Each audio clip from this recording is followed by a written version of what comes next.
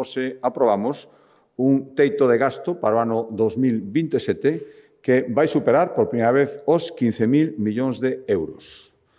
E,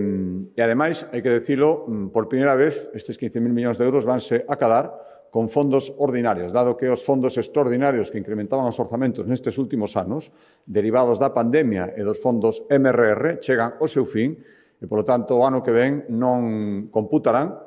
ou polo menos a previsión é que non computen, na cantidade total, xa digo, por primeira vez vai superar os 15.000 millóns de euros. Ademais de aprobar o teito de gasto, leva aparellado o trámite que hoxe aprobamos actualizar o cadro macroeconómico, as cifras macro da economía de Galicia. A previsión que facemos agora mesmo, no mes de xullo, é que a economía galega medre o ano que ven por enriba do 2%, concretamente un 2,1%. Saben que sempre facemos previsións conservadoras, previsións que estimamos realistas e previsións que normalmente despois se poden modificar a alta, que sempre é moito mellor que o contrario. Seguiremos reduciendo a nosa débeda, a ratio débeda-PIB,